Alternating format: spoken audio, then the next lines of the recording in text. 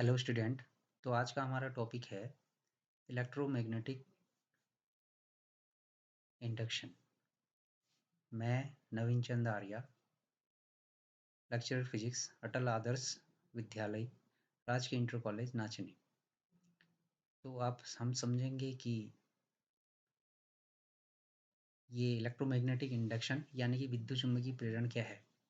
दैनिक जीवन में हम तमाम युक्तियाँ देखते हैं, उन्हीं में से कुछ युक्तियाँ हैं जैसे ट्रांसफार्मर, जनरेटर आदि, लेकिन हमें पता नहीं होता है कि ये कार्य कैसे करते हैं, इनके फंक्शंस कैसे होते हैं। तो सिंपल सा है कि ये जो है वो विद्युत चुम्बकीय प्रेरण के सिद्धांत पर कार्य करते हैं, जिसकी खोज सर्वप्रथम माइकल फैराडे ने किया था।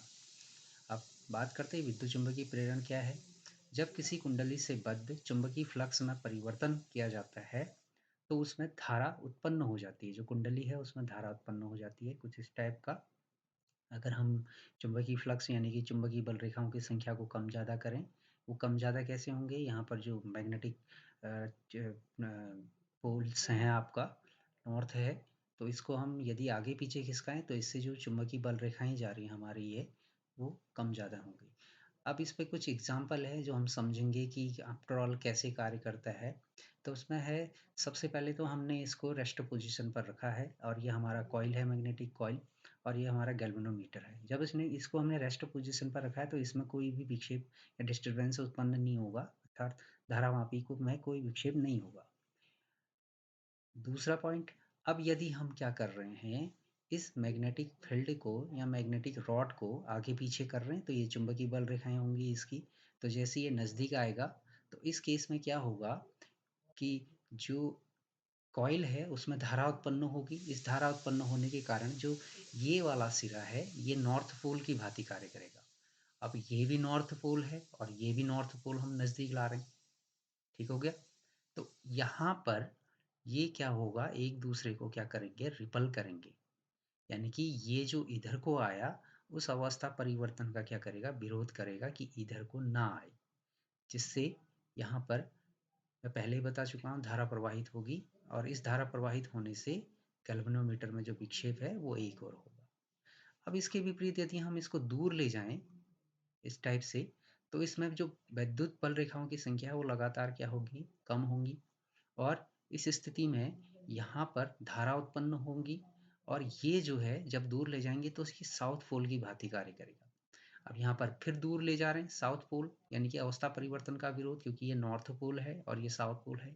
ये अट्रैक्टिव फोर्स लगाएंगे एक दूसरे पर।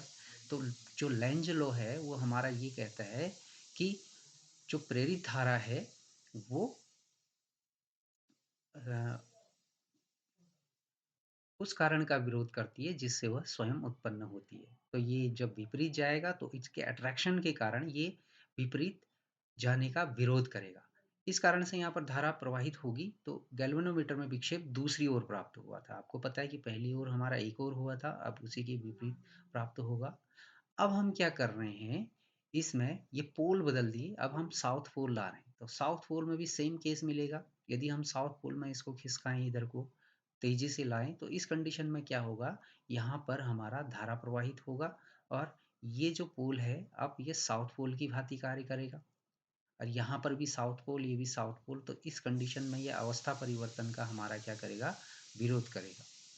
तो जिससे गैल्वेनोमीटर में विक्षेप एक और होगा धारा प्रवाहित होने के कारण। अब सेम केस फिर से, अब इसको क्या करेंगे, हम कुंडली से दूर ले जा रहे हैं तो इस कंडीशन में यहाँ पर धारा उत्पन्न होगी। धारा उत्पन्न होने से यहाँ पर नॉर्थ पोल, ये सिरा नॉर्थ पोल की भांति कार्य करेगा।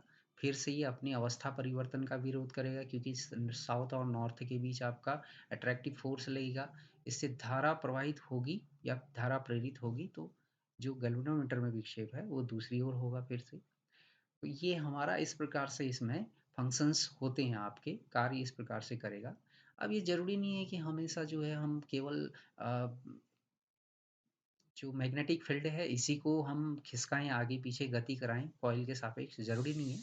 हम क्या कर सकते हैं, जो कॉइल है उसको भी हम आगे पीछे गति करा सकते हैं, ये इस टाइप से, जिसमें गैल्वेनोमीटर में विक्षेप हमारा एक और होगा, विक्षेप प्राप्त होगा। तो हम आज समझ पाए हैं कि आफ्टर ऑल ये विद्युत चुम्बकीय प्रेरण क्या है। Thank you.